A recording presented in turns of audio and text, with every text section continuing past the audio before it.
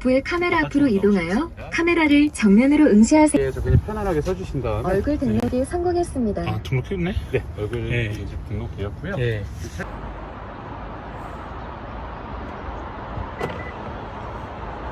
네, 안녕하세요. 델리카 조재환 기자입니다. 오늘 저는 제네시스 GB60을 시승하고 있는데요. 오늘 시승은 한 77km 정도 주행할 예정입니다. 77km 정도 주행하면서 차량의 전반적인 특징에 대해서 살펴볼게요. 제가 지금 정차를 하고 있는 가운데 증강현실 내비게이션을 지금 보고 있어요. 클러스터를 통해서요. 오늘 제가 타고 있는 제네시스 GB60 트림은 바로 퍼포먼스입니다. 오른쪽에 부스트라는 버튼이 있는데요. 부스트 버튼을 누르게 되면 짧은 시간 동안 출력을 상승시켜주는 효과를 줍니다. 약 700m 앞 서울 강인 IC 단면 왼쪽 지하차도로 진입하세요. 헤드업 디스플레이가 증강현실 기능은 제공하지는 않습니다. 그렇지만 이 GB60에 있는 헤드업 디스플레이에는 특이한 기능이 있어요. 제가 음성인식 버튼을 실행하면은 헤드업 디스플레이에도 제가 어떤 명령어를 내렸는지에 대한 부분을 표기를 시켜주거든요. 길 안내 스타필드 하남. 몇 번째 항목을 선택할까요? 첫 번째. 이 장소로 안내할까요? 예. 안내를 시작할게요. 지금은 제가 드라이브 모드를 에코 모드로 설정을 해놓고 주행을 해보겠습니다. 에코 모드로 설정을 해놓고 지금 인공 배기음을 어떻게 설정했는지는 나중에 봐야 되겠지만 지금 시속 69에서 70km 정도 주행을 하면서 고속도로의 3차로를 주행하고 있거든요. 고속도로의 3차로를 이렇게 일상적으로 주행하다 보면은 꽤 조용하고 하체에서 들려오는 소음이 그렇게 크게 느껴지는 편은 아닙니다. 제가 지금 시트 포지션을 최대한 아래로 맞춰놨는데 화면상에는 시트 포지션이 꽤 높아 보이죠? 네, 그렇습니다. 이 차가 그래도 SUV 성격에 가까운 전기차라고 생각하시면 됩니다. A 필러 시야가 꽤 좋고요. 특히나 또 이 차는 디지털 사이드 미러가 장착된 차량이기 때문에 사이드 미러 자체 보는 것이 너무 불편할 수 있다라고 생각은 들 수 있지만 제 기준에서 봤을 때는 GB60에 있는 디지털 사이드 미러 표출하면은 각도 면에서는 그렇게 나쁜 편은 아닌 것 같아요. 오늘 오전 날씨는 상당히 안개가 많습니다. 그래서 전방 시야가 기존에 비해서 그렇게 좋은 편은 아닌데요. 이런 상황 속에서 제네시스 GB60의 주행 보조 기능은 어떻게 성능을 발휘하게 될지 지켜보도록 하겠습니다. 네, 여기서부터 주행 보조 기능을 실행을 해볼게요. GB60에 있는 주행 보조 실행 버튼은 스티어링 휠 스포크 좌측에 있습니다. 누르고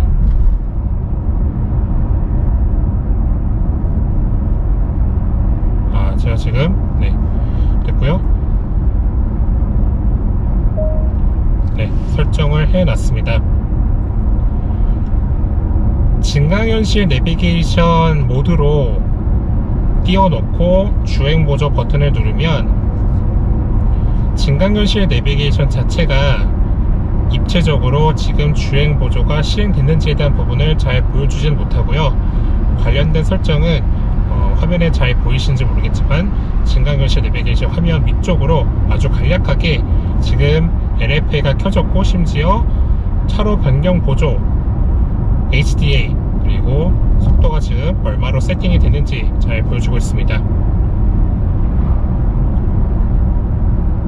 다른 현대기아차와 같게 제가 스티어링을 뗀 지 한 15초 정도 지나자 핸들을 잡으십시오 라는 안내 메시지가 나오는데요. 지금 제가 스티어링의 포지션을 제가 운전할 수 있는 포지션을 맞춰놨는데 관련 기능을 이렇게 설정하게 되면은 핸들을 잡으십시오 라는 안내 메시지가 조금 가려서 보이게 됩니다. 핸들을 잡으십시오 메시지를 무시하게 되면은 이 차는 어떻게 반응을 시킬지 한번 보겠습니다. 약 5km 앞 오른쪽 고속도로 출구로 주행하세요. 네, 고속도로 주행 보조 시스템이 해제가 준비가 됐다라고 안내가 나와서 속도를 점차적으로 줄이는 모습이 확인이 되고 있어요. 부스트 한번 눌러볼까요? 부스트. 와!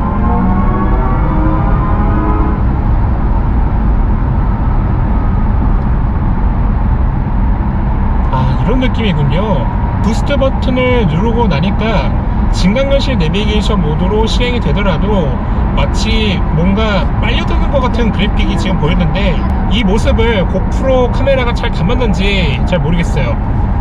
인상적인데요.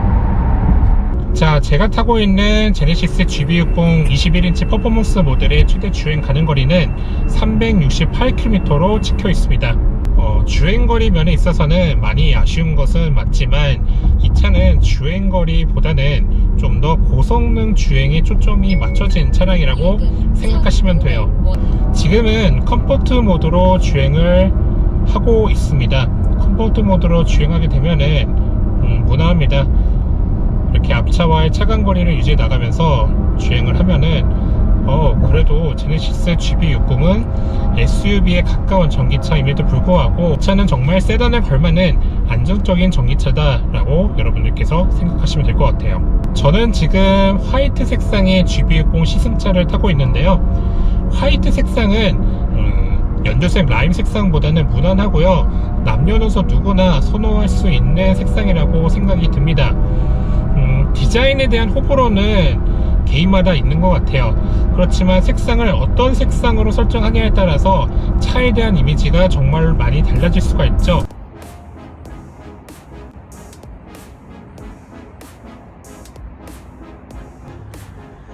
네, 제가 지금 제네시스 GB60 스탠다드 모델을 보고 있는데요. 이것이 바로 제네시스의 무선 충전 시스템인가요? 네, 맞네요. 무선 충전 시스템 맞습니다.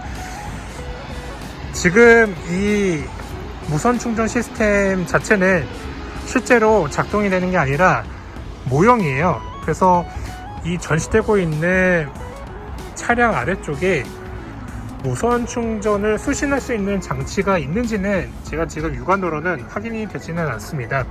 앞으로 이런 형태의 무선 충전 시스템이 보편화가 된다면은 전기차를 구매하고자 하는 소비자들이 좀 더 편리하게 차량 충전을 진행할 수 있을 것 같아요. 좀 더 높은 출력을 자랑한다면은 우리가 굳이 저 유선 충전기를 손으로 연결해 차량의 충전구에 연결시키지 않아도 아주 손쉽게 충전을 진행할 수가 있겠죠. 아직까지는 이 무선 충전 시스템은 급속 충전은 지원이 되지 않고 완속 충전만 진행할 수 있다는 점은 여러분들께서 참고를 하셔야 됩니다. 네, 액티브 사운드 디자인이 퓨처리스틱 G 엔진, E 모터, 그리고 사용자 사운드가 있는데요.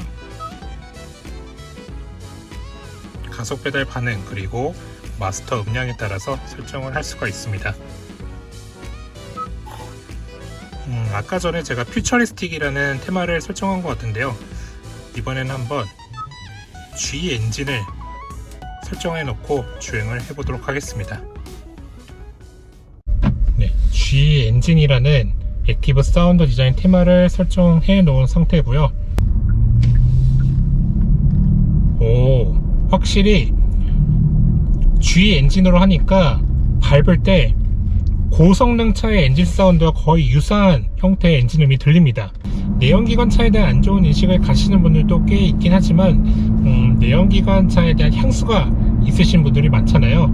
그렇다 보니 전기차를 타게 되면은 내연기관 차에서 어느 묵직한 엔진음을 더 이상 들을 수가 없어서 조금 아쉬울 것 같다 라고 생각하시는 분들이 많을 텐데 액티브 사운드 디자인을 적극적으로 활용하면은 그런 아쉬움은 없을 거라고 저는 생각이 듭니다. 남은 주행거리 잔여 주행 가능 거리는 284km입니다. 네, 아마 이 기능은 아이오닉5나 EV6에는 없을 겁니다. 제 왼쪽으로 지나가는 라임색 꽤 괜찮네요. 개성을 원하는 소비자들한테는 굉장히 아주 매력적인 색상이 될 수 있을 거라고 저는 보고 있어요. 정확하게 저 색이 쌍파울로 라임 색상이죠. 드라이브 모드를 이제 스포츠 모드로 전환을 시켜 놓겠습니다.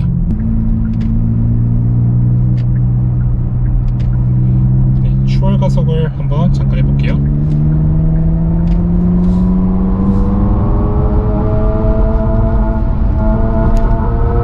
아, 이런 느낌이군요.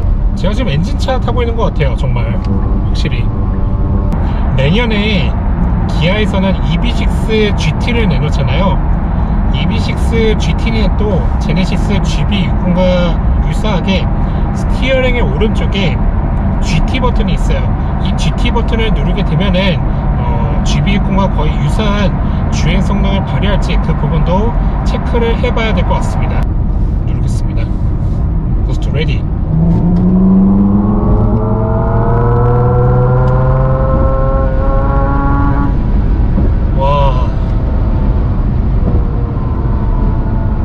대단합니다. 정말 잘 만들었어요. 이제 드라이브 모드를 에코로 맞춰 놓고요. 자, 이 차의 자동 차선 변경 보조 기능을 알아보도록 하겠습니다. 주행 보조 기능은 뭐 무난하죠. 자, 트럭을 보내고, 자, 잡고, 자, 자동 차선 변경 무난하게 잘 되죠. 잘 됩니다. 자, 그리고 좌측으로 다시 한번 가볼게요. 단점이 있네요. 확실히 톨게이트 구간을 지나갈 때는 제대로 작동할 수가 없습니다.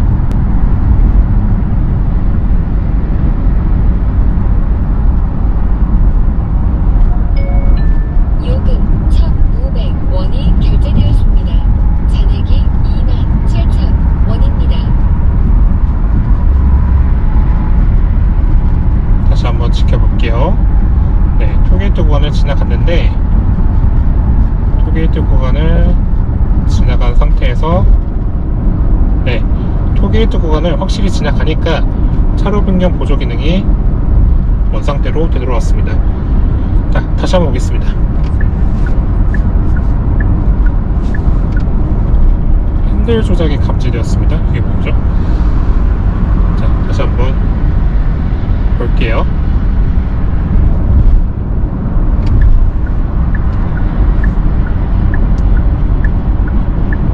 네, 무난하게 잘 됩니다.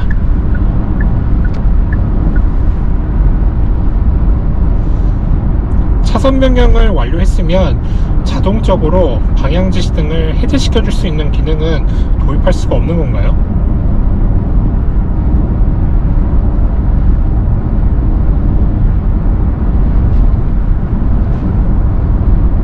자, 이제 좌측으로 다시 한번 가볼게요.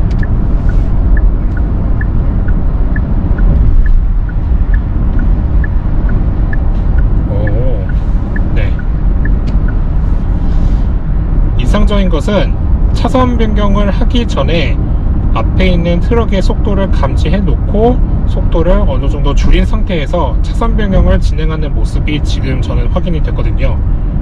괜찮습니다. 오늘 전반적인 짧은 시승을 종합해보자면은 부스트 모드는 제네시스 GB60의 상징적인 기능이 될 거라고 저는 믿고 있고요. 연내에 제네시스 GB60 퍼포먼스의 생산 물량이 상대적으로 아주 적다는 것이 아쉽긴 하지만 내년부터 GB60 물량이 많이 풀린다면은 퍼포먼스를 기대하시는 소비자들이 이번 시승의 이후로 많아질 것이다. 저는 이렇게 느끼고 있어요. 배터리 남은 주행거리 잔여 주행 가능 거리는 278km입니다. 지금 남은 배터리 잔량이 퍼센테이지로 하면은 76%라고 하지만 거리상으로 나타났을 때는 277km라고 합니다. 나는 그래도 주행거리다 라고 생각하시는 분들은 퍼포먼스보다는 스탠다드 후륜 아니면은 스탠다드 4륜을 선택하는 것이 좋습니다.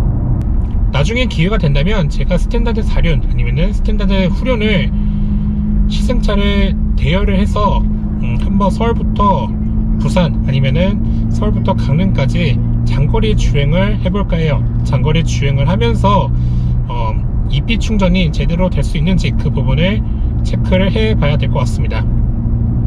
네, 시승이 이제 끝났습니다. 데일리카 유튜브 채널에 대한 관심이 계속적으로 증가하고 있습니다. 구독과 좋아요 부탁드립니다. 데일리카 조재환 기자였습니다. 약 1km 앞 왼쪽 지하차도로 진입하세요.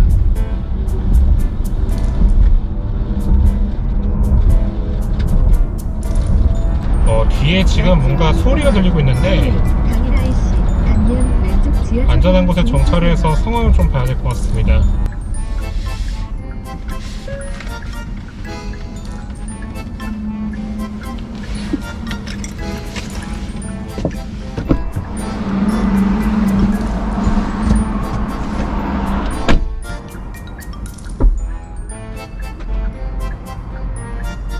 이쪽에 있는 시승차 표기를 위한 스티커가 떨어져가지고 소리가 좀 약 났네요. 1km 에어컨 온도 20.5도. 25도로 설정할게요. 전기차 시스템을 점검하세요. 근데 왜 전기차 시스템을 점검하라는 그런 안내음이 나왔죠? 아까 왜 불안하게 제네시스 G210 이 시승차의 전기차 시스템을 점검하라는 안내 메시지가 나온 걸까요?